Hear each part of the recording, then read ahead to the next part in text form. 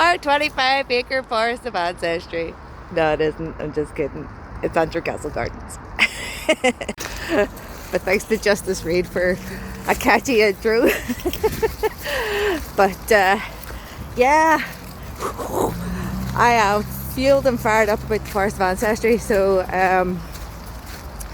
yes, it's definitely going to be a CIC. It will be very much community orientated, and it will be ticking so many boxes for good things. It's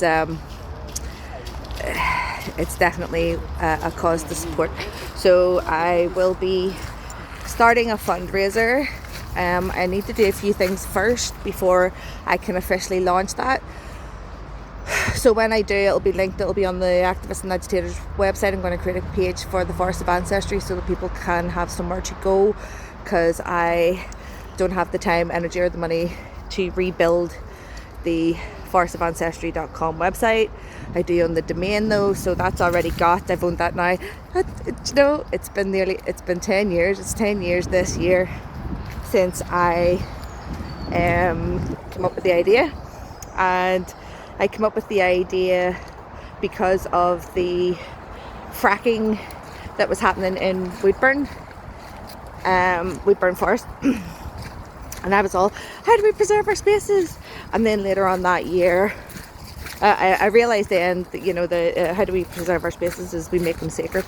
So that's where the idea originated. And then unexpectedly later on in November 2016, my dad had a heart attack and died. So I turned that poison into medicine as well, and that experience of because it gave me a fresher perspective of how we mourn our dead in Northern Ireland / North of Ireland. And I've just continued to observe our society and what people want, and try to make sure that even though it doesn't even exist, the Forest of Ancestry is growing with the needs of communities, and it will be very much community orientated. So watch this space. I'll keep doing updates as things progress and launch the fundraiser and stuff, but this is it. It's happening. So you're either with me or against me. It's kind of blown my mind that it's been 10 years that I've been nurturing this business idea and trying to get it in the ground and right off the ground. And what has happened in that 10 years is crazy. Like, it literally feels like it was a different lifetime when I come up with this business idea. So I'm a tad overwhelmed, to say the least. But for anyone then that follows my socials and whistleblowing and everything that I've put out there, then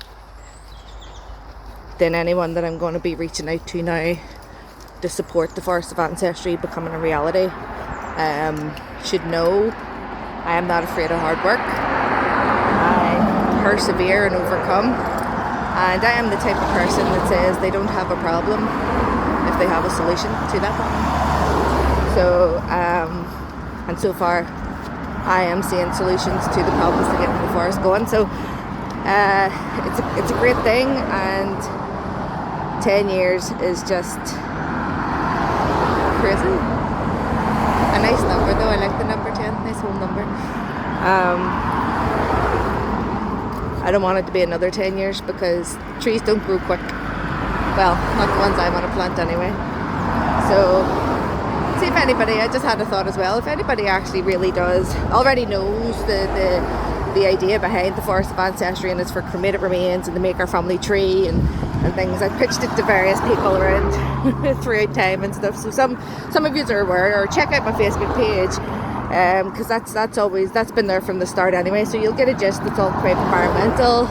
My Activists and Agitators has a bit more of a raw realness to it, so if you're not thick-skinned, maybe avoid it.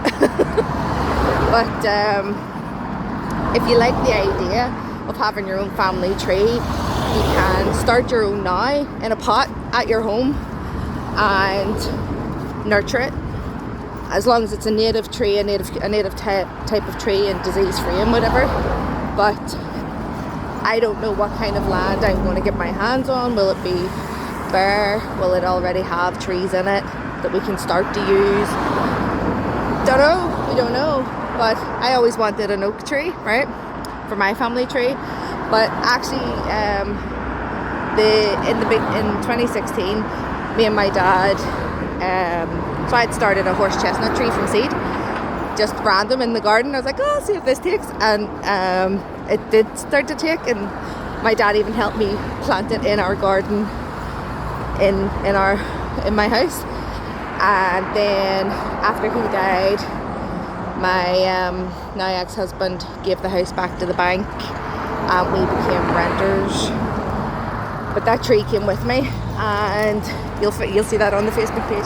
And it is now planted in my home up here in Antrim, and I'm waiting for it to seed so that I can get some seed from it and use those for putting in the forest, because I cannot dig this tree up. It needed to go into the ground. I would have been devastated had it died, because it's sentimental, but it's not the one that I can use in the forest. So I'll either, if it doesn't hurry up and seed, I might just go with the owl oak in the end. And I still have Daddy's ashes to put in there. I have 2 of my previous pets, Benny and Buster, to put in there. And when these 2 beloveds go, Luna and Barney, they'll go in there too. And me, and any other family that wants to go in there. So yeah, it's amazing when you hang on to your dreams what can eventually happen. So don't give up on them. Sometimes they don't turn out how you think they will. You know, like I thought if I had a nice house in the country, it would be like a wee cottage, all secluded and stuff, not social housing in the country, but it's still still a house in the country. So I still live in the area, the type of area I wanted to be in. And County Antrim is my home county, so this is where I really want the Forest of Ancestry #1 to go, and then there'll be 31 following.